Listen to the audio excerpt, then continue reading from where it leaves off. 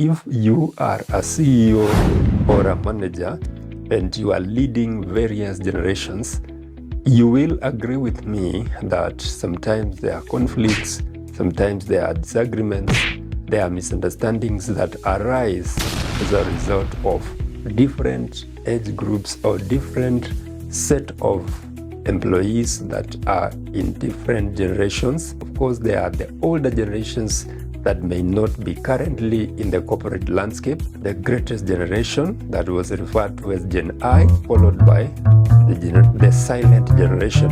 In many corporations, those guys have retired.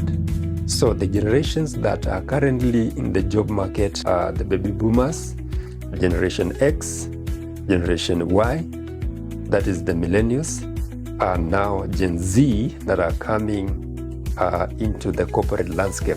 Before we get to the 5 tool sets, we may need to understand a few statistics. This is a serious and critical factor of management. Bringing these generations together as an employer is going to be a very critical need if your organization is to have business continuity and historical memory. According to a HR survey that was carried a while ago, 31% of managers were hesitant to hire Gen Z workers. Number 2, from the findings of the survey, 30% of the hiring managers had to terminate a Gen Z worker within 1 month of employment. Number 3, 94% of hiring managers noted or raised a concern that Gen Z candidates behaved inappropriately during an interview. Maybe those hiring managers are Gen X or they are baby boomers and they are trying to understand the Gen Zs, where you find that there is a lot of differences, there is misunderstanding. So probably there is a gap in terms of understanding the generation.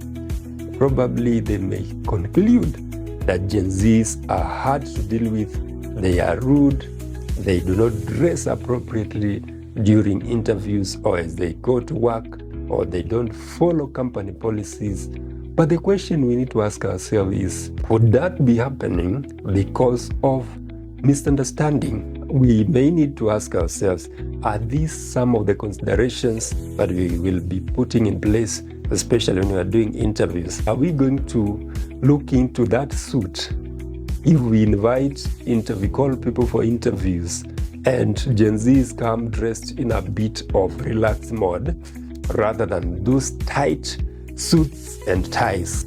Are you going to dismiss them from the interview, or are you going to allow them and listen to them, then consider them for the position, even if you have to guide them to adjust? These are some of the conversations that the older generations have to accept to bring onto the table, because the moment we dismiss them, the moment we make very solid conclusions that they are rude, that they are insensitive, that they are poor communicators, that they dress inappropriately during interviews, that they dress inappropriately when coming to work, it is possible to dismiss them within 1 month of hiring them.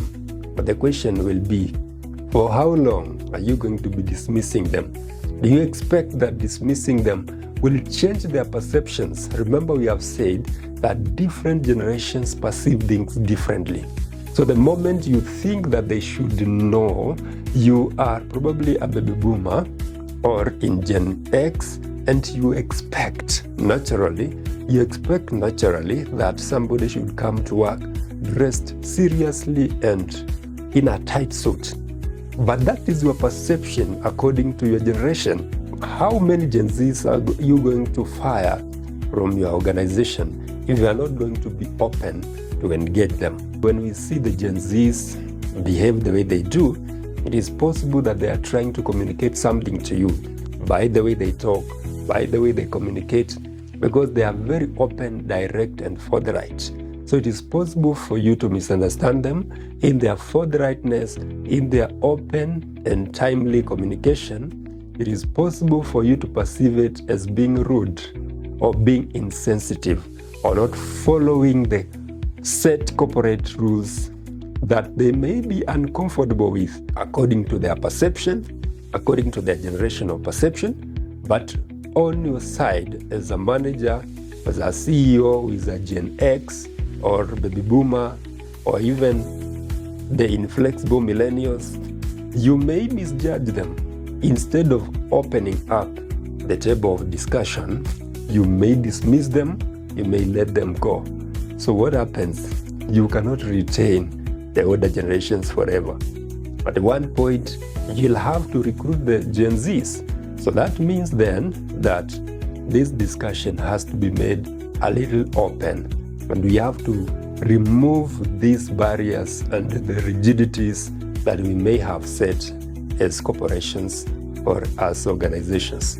Some of these old traditions will be challenged and they will not hold water anymore, especially if you are to attract, manage, and retain Gen Zs in your organization. Some of the traditions, some of the ways of doing things, some of these old perceptions, some of these old school styles of management have to be let go if we are to attract, manage, and retain especially the younger generations and even the older generations with a flexible mindset. What you may interpret as rude, disrespectful, and insensitive to the younger generations, probably they may interpret it as the open truth, the honest truth, and the timely truth. 5 tool sets that you need as an organization so as to bridge the gap between the various generations.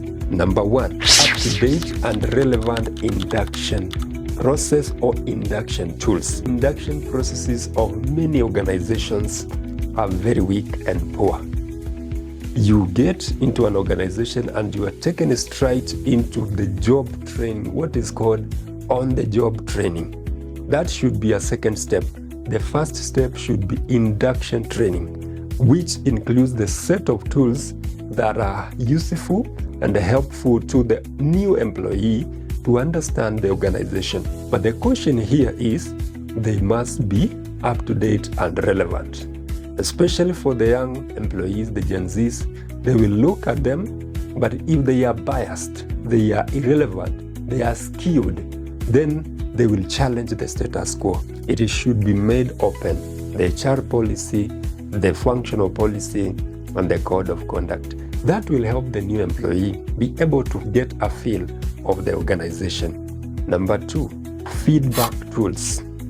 Feedback tools include feedback forms, evaluation forms, suggestion boxes, and other platforms that our employees can give their feedback. But the caution here is that this feedback should be seen to be feedback that is acted upon. If you are a CEO, if you are a manager, and you always say that this company allows feedback, this company is open to feedback, but once the feedback is given, maybe sometimes there is nothing that is done. You do not take any action, you do not act on it appropriately, then people will not be motivated to give the feedback. Or in some occasions, if the feedback is given, but employees end up feeling victimized or labeled as the rebels or given names because of giving open and honest feedback, then they will be demotivated and they will be demoralized and they will not give feedback to you as a manager and as a CEO. Number 3, fairly constituted task force of employees or committees. These could be the committees that are looking into various issues that affect employees. So as an organization, as a CEO, as a manager, if you are constituting such task force to look into the welfare matters of employees, it should be fairly constituted, having employees of different generations. This will help bridge the gaps. Remember, we are talking about tool sets of tools that will help bridge the gap between various generations. Number 4, a set of coaching tools that will help the employees, especially the younger employees, we have to come up with the tools that will help them acquire some skills and traits that are necessary in the corporate landscape. The emotional intelligence or team building skills, things that will help them gel in with the older generations. And these things should be done more often, because the more you do them, the more you break these generational barriers. Number 5, training tools. Things like workshops and other opportunities to equip them to make them more competitive in the corporate landscape. When you grow them, when you give them opportunities to go for workshops, for outside trainings, they will be able to understand each other, because through such trainings, they will be equipped to understand such things like behaviors and perceptions of different generations in the organization, bearing in mind that different generations perceive things differently. So the more you work towards bridging the gap between the generations, the easier it will be for you to manage all your employees as a CEO or as a manager. Thank you very much for watching this video. I really appreciate your time. Kindly consider subscribing to this channel, give your feedback, and I promise you that I'll respond to your feedback. If you want more of these talks or trainings in your organizations, feel free to communicate through the email that I will link on the comment section below.